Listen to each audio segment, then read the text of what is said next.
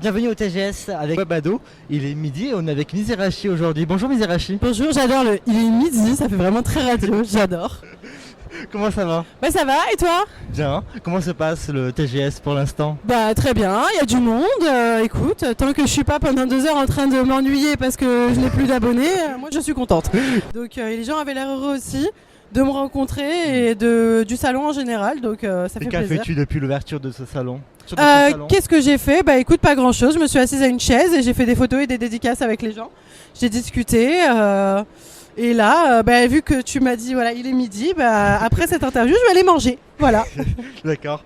Et quelle est la sensation à chaque fois de rencontrer ses abonnés dans une convention? La sensation, alors moi je suis habituée, moi je suis une vieille, tu sais, de YouTube. Je fais ça depuis 2016, donc c'est vrai qu'au bout de 6 ans, tu commences à t'habituer et c'est vraiment ultra cool. Et en fait, au début, je me suis dit, il faut faire le plus d'abonnés le plus vite possible pour pas les faire attendre trop longtemps. Mais en fait, tu profites pas de tes abonnés et eux, ils profitent pas de toi non plus. Et au fur et à mesure, tu t'habitues et tu te rends compte que le plus important, c'est la rencontre et que les gens t'en voudront pas d'attendre parce que derrière, ils se rendent compte qu'il y a une vraie discussion. Donc moi, ça me fait toujours aussi plaisir. Et puis quand tu vois des gens qui ont le sourire aux lèvres ou même qui se mettent à pleurer, t'es en mode ok, je suis pas venu là pour rien et ça fait du bien, quoi. Ouais. Et du coup, que représente le monde de YouTube pour toi? Le monde de YouTube, c'est ce qui m'a fait naître, qui a fait naître ma popularité entre gros guillemets, parce que tout à l'heure j'ai un abonné qui m'a dit c'est la première fois que je rencontre une célébrité. J'étais en mode tranquille, je suis pas Rihanna, ça va, tu vois. Donc c'est vraiment mes débuts et YouTube pour moi ça m'a sauvé la vie, clairement. Sans YouTube, j'aurais sûrement un métier un peu relou. Où je serais encore aux études et moi je savais pas ce que je voulais faire dans la vie et YouTube est arrivé comme ça et ça a été reveal, tu vois, révélation. Et du coup, d'où vient ce nom Mizerachi? Alors Mizerachi, ça vient donc de base en fait je voulais un Miss parce que j'avais une autre youtubeuse qui s'appelait Miss Blastoise, donc Blastoise c'est Tortank en anglais et je trouvais ça stylé. Donc moi je voulais un Miss avec un Pokémon. Mon Pokémon préféré c'est Dracolos, mais Dracolos, Miss Dracolos, tu vois, ça faisait un peu fat, un peu chelou, tu vois. J'ai dit non, ça allait pas.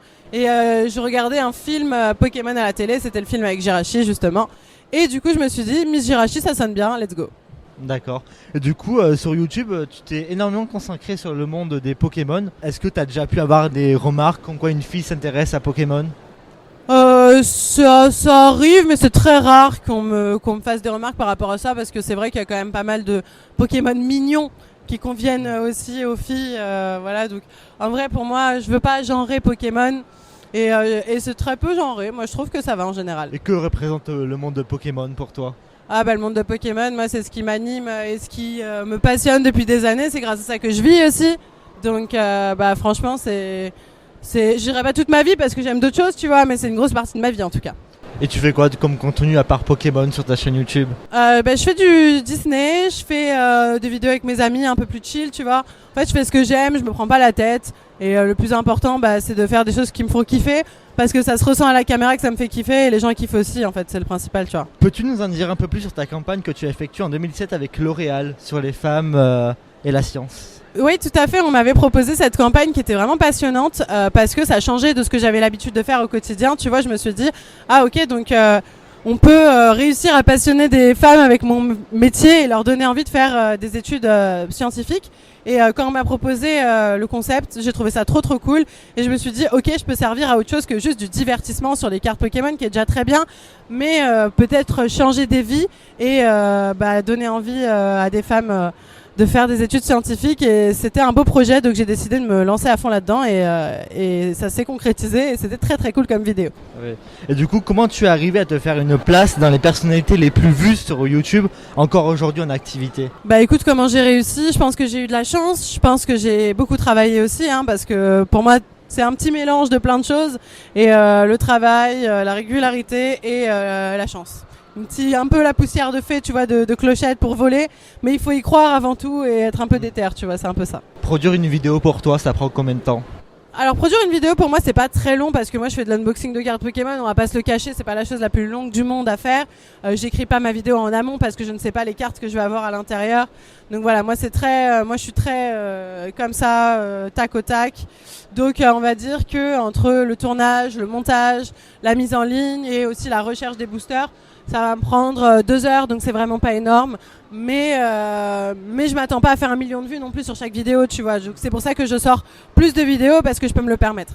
En 2018, ça n'a pas été une année facile pour toi parce que ton rythme de vidéo il a chuté. Tes abonnés aussi, donc comment tu as pu retrouver la motivation pour remonter la pente lors de ton déclin?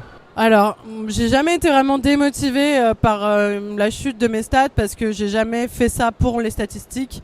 Donc, tant que j'arrive à en vivre, je suis contente. Si un jour j'arrive plus à vivre de ma passion, là je serais vraiment triste parce que c'est ce que j'aime, quoi. Je suis heureuse de vivre de ça. Mais tant que mes statistiques, même si elles sont beaucoup moins bonnes, me permettent de vivre de ma chaîne YouTube, c'est vraiment le principal en fait. Et avant de vivre de ta chaîne YouTube, est-ce que tu avais pensé à faire un autre métier que YouTubeuse? Alors oui, je voulais être graphiste. Voilà, j'avais pensé à ça. Je voulais faire l'école des Gobelins à Paris, qui est une école relativement connue sur tout ce qui est graphisme et surtout dessin. Notamment le créateur de Moi Moche et Méchant, il avait fait cette école-là, tu vois. Donc je me suis dit ça pèse, c'est cool. Et j'avais fait les démarches et tout pour la faire, l'école. Et puis finalement, j'ai fait autre chose. J'ai fait un bac ES, beaucoup moins fun. Et voilà. Et après YouTube est arrivé et ça a changé ma vie. D'accord.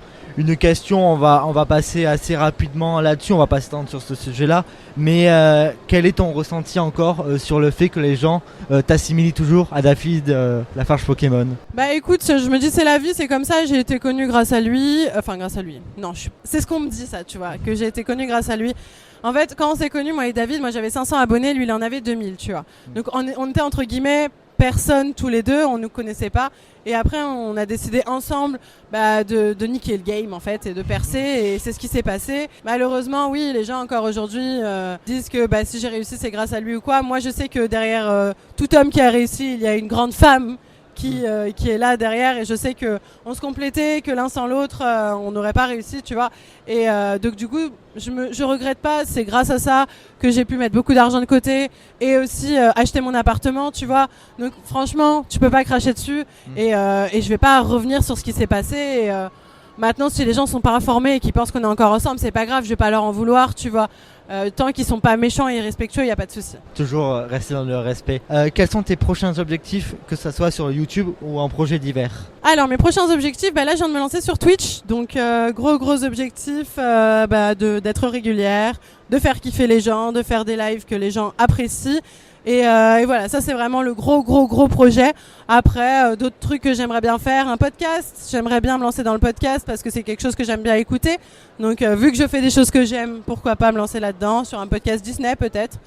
Et voilà, et continuer à kiffer ma vie et vivre de ma passion le plus longtemps possible, quoi. D'accord. Et d'où vient la passion pour Disney? La passion pour Disney, c'est grâce à ma maman qui m'achetait toutes les cassettes et qui m'emmenait à Disneyland Paris genre 2 fois par semaine. Donc t'es un peu obligé de kiffer au bout d'un moment Disney. Moi, c'est toute ma vie, hein. Plus que Pokémon, j'ai commencé à 8-9 ans, hein, donc beaucoup plus tard que Disney, tu vois. Et du coup, quand il a fallu un peu se diversifier, quand je me suis séparée de David et que je voulais faire un peu autre chose pour être détachée, Disney, ça a été une évidence pour moi. Et du coup, maintenant, j'ai les deux passions. J'ai des passionnés de Disney en abonnés et des passionnés de Pokémon. J'ai des passionnés des deux. Donc ça fait plaisir, voilà. Et puis peut-être qu'un jour, je ferai des vidéos sur My Little Pony parce que j'adore ça aussi, tu vois. Donc on verra. Et pour finir, on va revenir sur la convention. Et du coup, qu'est-ce que le TGS représente pour toi en opportunité? Écoute, le TGS, c'est une convention que j'aime bien. Je l'ai déjà fait en 2016, je crois, ou en 2017, je sais plus exactement, mais j'ai déjà fait. Et déjà, c'est une opportunité d'aller à Toulouse, rencontrer les abonnés toulousains qui sont fort sympathiques. J'adore leur accent, j'aime beaucoup. Je suis très fan. Ah, j'adore, non mais trop fan. Et j'ai l'impression, au début, quand je suis arrivée, je me suis dit mais pourquoi ils font tous exprès de faire des accents comme ça? Non. Et en fait, je me suis rendu compte que c'était naturel, rose, normal, tu le vois. jaune. Mais moi, j'adore. Par contre, parfois, quand vous dites vos prénoms, j'y arrive pas, les gars. Genre Romain, j'étais en mode Roman, Romain, qu'est-ce que c'est, tu vois. Mais en vrai, grave fun. J'aime beaucoup la convention, les Toulousains sont trop cool, donc voilà. Est-ce que tu as des prochaines conventions prévues? Ouais, la semaine prochaine, je suis à Dijon. La semaine d'après, je suis à Alès dans le sud. Là, c'est le moment où j'enchaîne les conventions. Ouais, je suis à fond. Et là, c'est vraiment ma période où je rencontre mes abonnés tous les week-ends. Je ne suis jamais là. Je ne peux pas faire de soirée avec mes amis car je suis en convention. Mais du coup, je fais des soirées en convention, donc ça va. Donc on pense. C'est cool. Et du coup, qu'est-ce que tu vas faire pour finir dans ce TGS jusqu'à demain? Écoute, là on va aller manger et après on repartira en dédicace, en photo, en conférence aussi à la fin de la journée là, de samedi. Conférence où on va parler un petit peu du métier de youtubeur avec d'autres influenceurs. et peut-être aussi du métier de TikToker. Je sais pas s'il y a des s'il y a des TikTokers qui seront là. Bref, ce sera une conférence influenceur, donc on verra qui sont là. Mais voilà, chill, tranquille. Bon, il y a quand même beaucoup de monde, donc c'est très fatigant et je parle énormément aussi. Tu le vois là comment je parle. Oui. Je fais comme ça avec mes abonnés aussi. Donc au bout d'un moment, j'ai plus trop de souffle et je suis explosée à la fin de la journée. Et en plus, on fait des soirées après, donc c'est fini. Donc en gros, lundi, je passe ma journée à dormir. Voilà. D'accord. Merci beaucoup Mizrachi d'être venu sur Webado. Merci à vous pour l'invitation. On te souhaite encore une très bonne convention. Merci. Et de très bonnes conventions à venir aussi. C'est gentil, merci. Merci à toi.